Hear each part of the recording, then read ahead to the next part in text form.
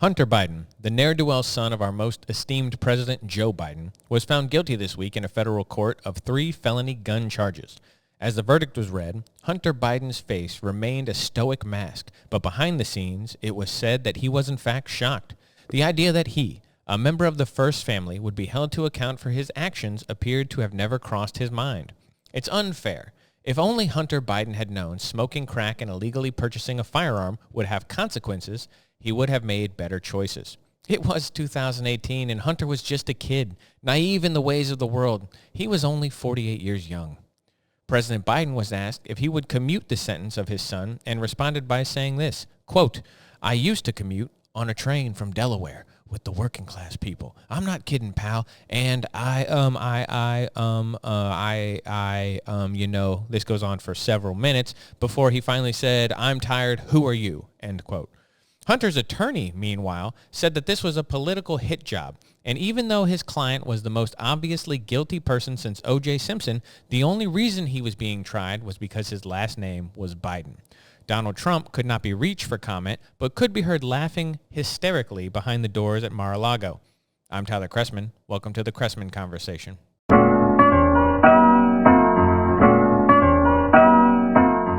Okay, hello everyone. So from the intro, I hope you're able to tell we're going to be talking about Hunter Biden today because that is obviously one of the biggest stories in the news. There's lots of stuff to talk about, but this one's interesting and it's fun. I guess the most obvious question that you could ask is, why do we care? That is a reasonable question that anyone could ask. Why should we care about Hunter Biden? Well, he is the president's son. A sitting president of the United States has never had an immediate family member put on trial and be convicted before. So that's kind of an interesting fact. But really, this is not the trial that should be happening. A lot of people out there don't understand. I care about Hunter Biden, but I care about Hunter Biden not because he is a crack addict and overall scummy person. I care about him because he seems to be the middleman in a get-rich scheme involving selling his family's influence for money. He did this in Ukraine, and he's done this in China, probably other places. That's why I care about Hunter Biden. Hunter Biden seems to go around the globe on private jets, pick up bags of cash, bring them back, and deposit them in his father's bank account. That's why I care, because his father is the president of the United States, and his son, who is a crack addict and scummy person, sells that influence for money. That's why I care. So we're talking about Hunter Biden because of that, because everything that the media and the left wishes to say about Donald Trump Jr. or Eric Trump or Ivanka Trump, any of the Trumps, anything the media wishes to say about them, it is true of Hunter Biden. And it is mostly true of Joe Biden. So that's why I care about Hunter Biden. That's why you should care about Hunter Biden. It's not because he smoked crack and sniffed Parmesan cheese off of the carpet. None of that sordid details of his past. None of that is why we should care. We should care because the media tells us we shouldn't care, because they tell us there's nothing there. That's when you say, well, I think you're lying, and let's get to the bottom of it. So the details of this case are not that interesting, really. I mean, they are, again, if you enjoy the tabloid sort of politics where we expose everyone's dirty, dark secrets, that part of it is interesting because, my God, the life of excess that Hunter Biden lived, pretty amazing, really. And it is wild and crazy. So the reason why he is on trial is because he broke a federal law and lied on a form, a federal background check form, when buying a firearm. And this resulted in 3 felony charges. So 2 of them were for lying about drug use on the form. I believe in one of the boxes, he said he was not addicted to drugs. The other one said he was not currently using drugs, something like that. The first 2 felonies that he was charged with were about lying on the background check form. And the third felony was for possessing a gun while using drugs, which is also illegal.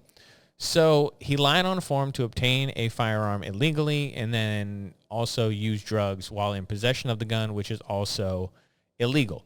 Now, I, myself, as many of you know, I am a strong believer in the Second Amendment. Let's see if we can do it off the top of our head. A well-regulated militia being necessary for the security of a free state. The right of the people to keep and bear arms shall not be infringed. I'm a believer in that right. I think it's a good one. I think the 2008 decision, Heller versus the District of Columbia, which made it so that you could possess a firearm without being connected to military or militia service, was a great decision. Personal protection is guaranteed by the Constitution. It was the Second Amendment, right behind freedom of speech and freedom of religion, freedom of the press. The right to defend yourself is number 2 on the amendments, the Bill of Rights. So it's important. It's an important one.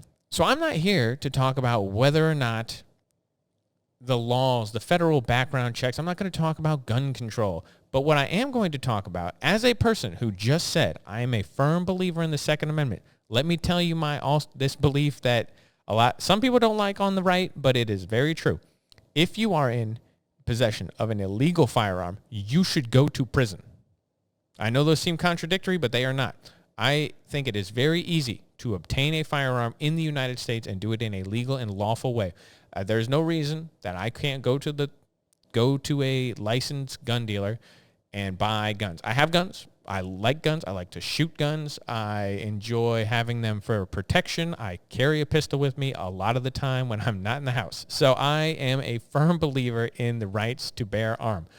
But if you get pulled over by the police and there is a gun in your car that is not yours, you do not have that gun for self-defense. You have that gun for a nefarious purpose. I have no problem with my gun being that I bought it and that I filled out a background check form and did all that. I have no problem with this because I'm not going to use my pistol for anything other than target shooting and shooting bad guys. So that's about it. That's all I'm going to use my gun for. I have no problem. If you have an illegal firearm, I have no sympathy for you when you get caught and they send you to prison. That's what I think should happen because the only people who have guns illegally are doing bad things with them.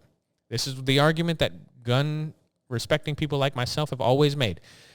Bad guys are not going to follow the law. Good guys can follow the law. It's not that difficult to obtain a gun lawfully. And I think that's where we need to have the argument. That's where we need to have the fight.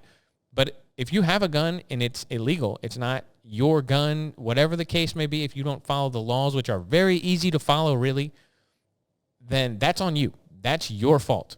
So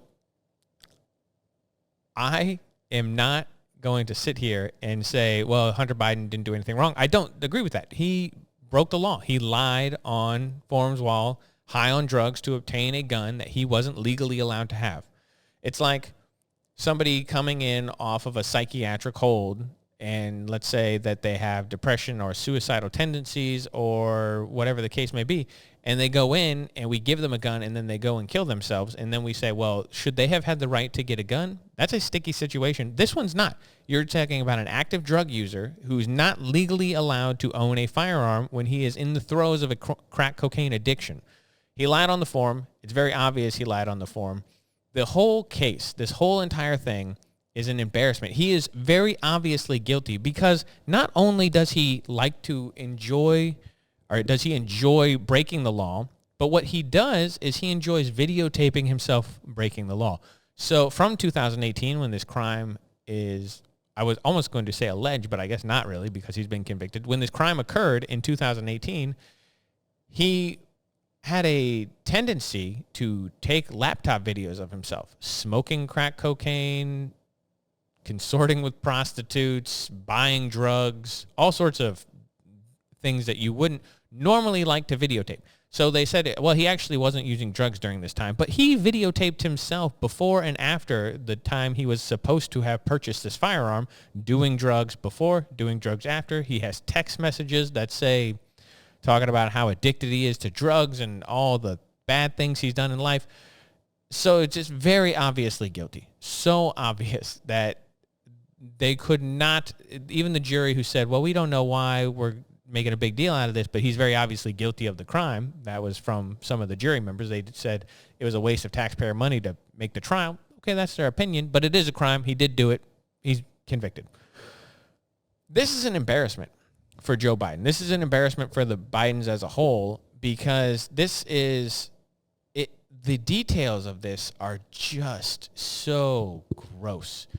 So not only did Hunter Biden break the law and lie on forms and do all these drugs, the guy slept with his brother's widow, and then she actually had to testify in this trial and said that he got her to smoke crack cocaine. So you got Biden's son smoking crack cocaine, buying prostitutes, banging his brother's widow, which I gotta say, I think it's probably not a good thing to do. Just me, my opinion. I don't know. Maybe it was cathartic.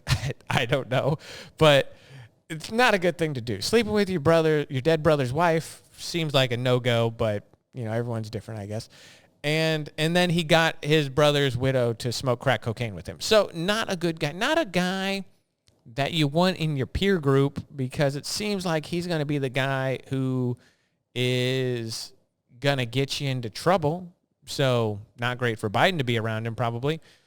And so the whole thing is an embarrassment for Joe Biden. The question is that for Republicans is, will this actually matter in the election? I don't know, because this is the crime that has nothing to do with Joe. He's not. If he was getting convicted of being a bag man, taking money, breaking his taxes, doing all that, that might be a little different. I don't know if this is going to sway some Democrat because the president's son has issues and is a drug addict. It's important, by the way. Here is another thing that is very important to me. Hunter Biden is a drug addict. I think we do a bad job a lot of the times in this country in a variety of ways dealing with drug addicts. We don't do a good job. We treat them as garbage in a lot of cases, because here's a truth. A lot of drug addicts are bad people while they're on drugs. So drugs make you into this thing that you don't want to be. They make you a worse version of yourself. They are the thing that leads you down the road towards lies and theft and breaking the law, and they lead you into a bad path. But drug addicts themselves are not always bad people. In many cases, probably most cases, they're actually not bad people. These are people who fell into things.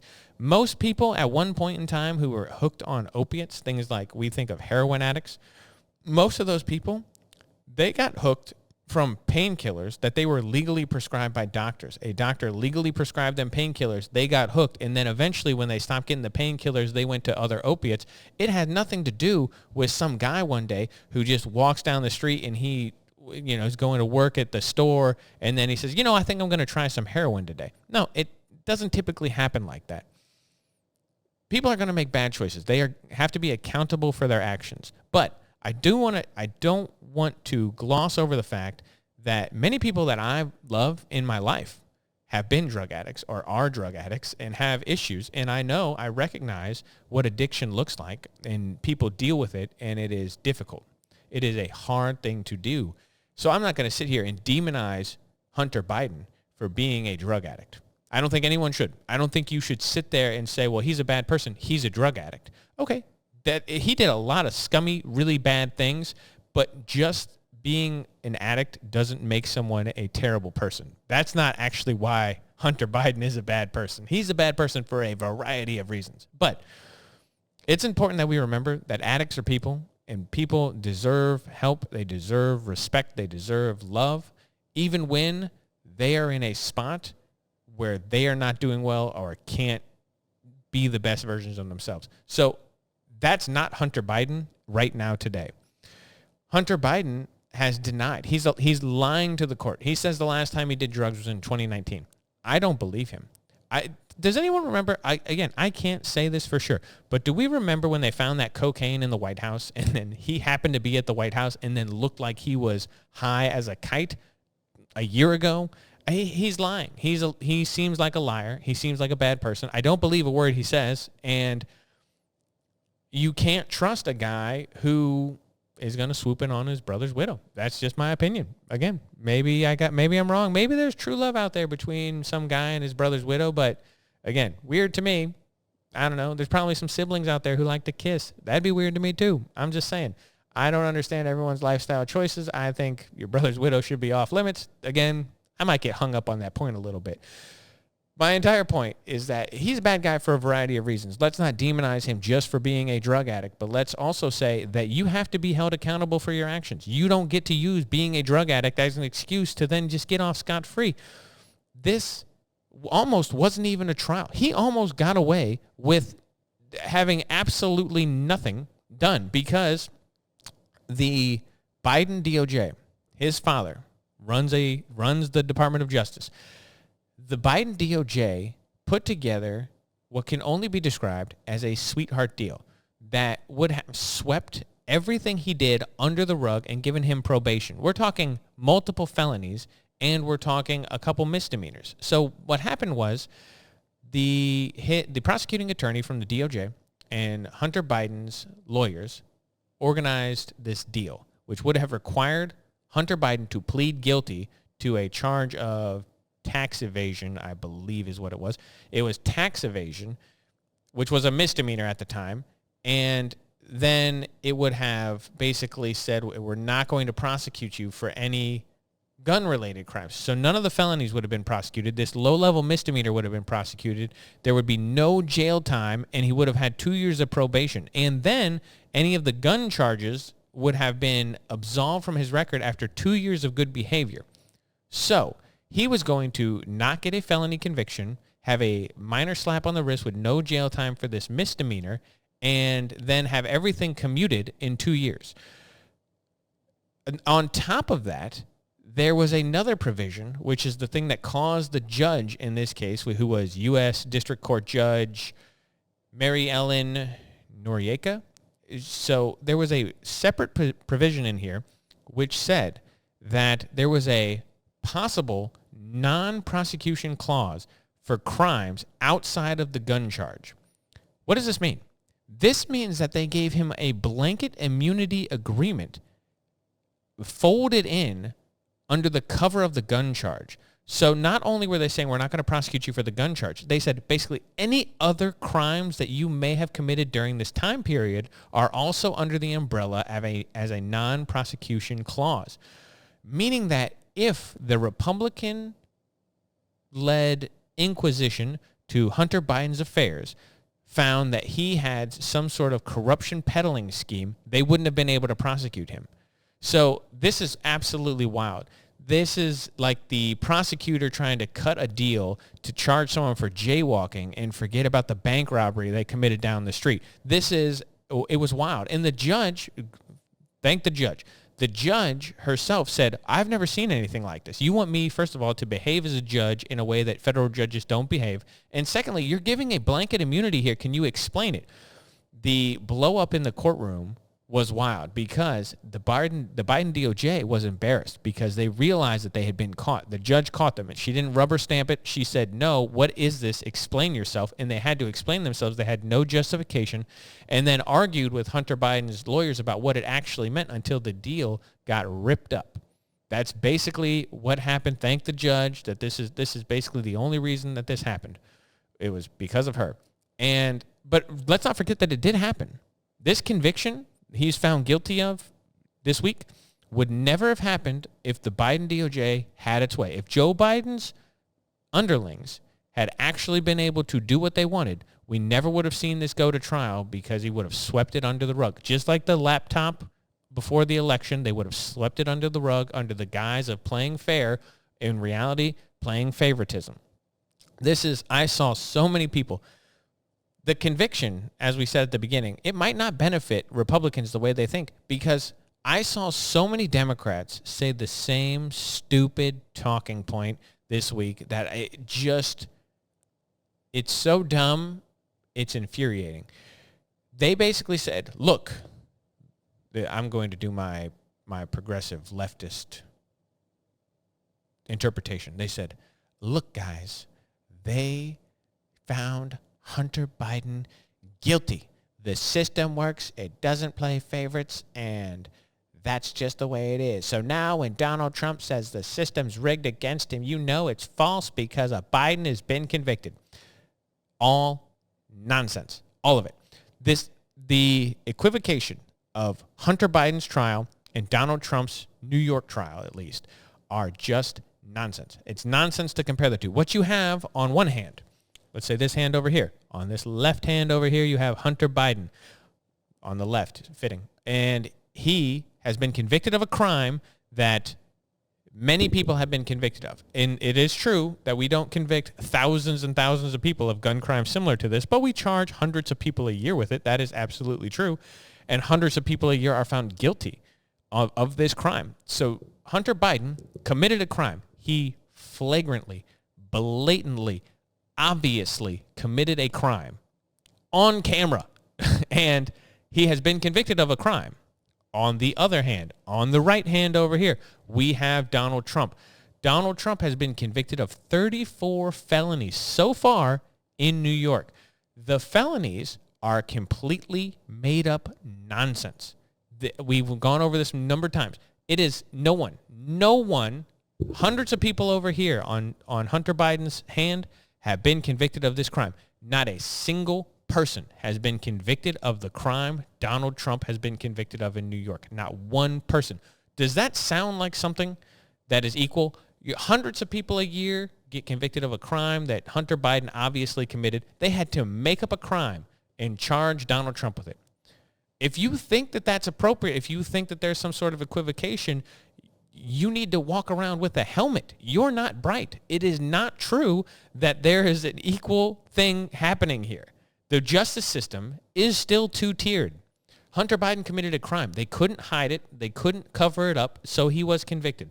Donald Trump did not commit a crime and yet has been convicted of a crime that no one in the history of New York has been convicted of. Does it sound fair to you? It's not. It is not fair at all. It's ridiculous. So when the Republicans celebrate, when they walk around and they're happy that Hunter Biden is getting convicted, it's not because the system is equal. It's because at least the system is doing something to the left. At least it's doing something, the bare minimum, saying, hey, you committed a crime on videotape. Well, we got to convict you, the bare minimum. Now, there's plenty of people, by the way, who haven't been convicted of crimes that they do on tape. Let's go back to the summer of love in 2020 and all of the people who burned down buildings and lit the cities on fire and committed assaults and robberies and all the terrible things that happened. As far as I'm aware, the 7-Eleven by my house that burned to the ground, no one's been arrested for that. I digress. The important thing is that Republicans can't use this or can't believe that this is an indication that things are turning. It's not. It's not an indication. Hunter Biden could wind up being the sacrificial lamb. They say, well, we need to give him something. Well, give him Hunter Biden. And why not? What's he contributing? Nothing. He hasn't been able to pick up bags of cash in a couple of years because everyone's up his business. And so it might be a good idea to cool his heels in jail for a couple months. I don't see why that wouldn't make sense. If you're Joe Biden, get him out of there. You might actually be rooting for a 6-month prison sentence, because then you can say, well, my own son, this is how the justice system works in this country. My own son had to serve his time because that's the way the law works. And Donald Trump over there, he's a dirty criminal and he's going to go to jail too.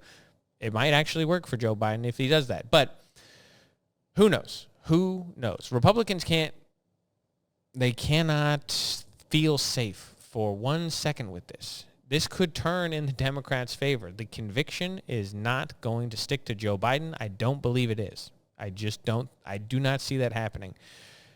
And now that would all change if he commutes the sentence. Now, what does that mean? We talked about that. We made a little joke about it in the intro. But there is a thing. He could pardon him, which Joe Biden has unequivocally said, no, I am not going to pardon my son. Which everyone knows what a pardon means. A pardon means that the crime is just forgiven, basically. It's washed, gone. Now, he could also commute the sentence. Now, what does that mean? That means Hunter Biden could be convicted of a crime and Joe Biden could lessen the punishment. Now, you could still say he's convicted, but let's say, what if they gave him a sentence? You could have a maximum of 10 years in prison with this charge that he's on. What if they gave him a sentence of 2 years? In a federal, I believe, in the federal penitentiary system, you have to serve 90% of your time before you are eligible for parole. It's not like states. States don't have that rule. States will let you out for good behavior. 90% before you are eligible for parole. That means he's going to be in there over a year and a half. Okay? So Joe Biden could say, well, that's a long time, 2 years. I'll probably be dead before then. And he could bring it down to 6 months. He could bring it down to nothing. But the conviction stance, he still would be a felon. You could still say he was convicted, but you get him out of trouble in that regard. I think that might blow up in their face. I don't know if he would do it, but they haven't said no to that. They were asked about it, and they didn't say no. They said no to the pardon, but they were real wishy-washy on commuting the sentence. So who knows? There are ways that this could play out both ways. I could see it. Obviously, this might go to appeal. In federal cases, sentencing can sometimes take up to 120 days from the conviction. So if you do the math on that, we're sitting in June, 120 days from now. You might be in, I don't know, you might be all the way in September, possibly October, before you get to a sentencing hearing, and at which point that would be terrible for Joe Biden because you don't want your derelict son in the news the month before the election. That would be bad. But right now, everyone's going to forget in the next 5 seconds. That's what it does. The 24-hour news cycle moves on. We're all going to forget about Hunter Biden because he's not going to be in the news for months and months and months. And only then will we have to think about what that actually means for the results of the election.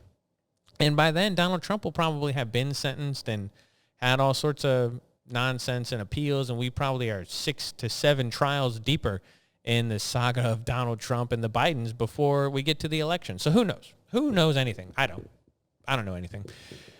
That's certain. What are you doing? Why are you listening to me? I don't know anything. We're going to probably leave it there for the week. As always, thank you guys. I know for the last couple episodes I was out of town. I was doing some different things, but we're back at it, right? We're back to the regular politics, the day-to-day, the grind. I still got as you can tell, I still got the vacation beard, but I have to shave it right after recording this episode. So I'll be back to my clean, shaven, and handsome self next Friday. And in the meantime, I hope you guys have a great week. I'll catch you next week.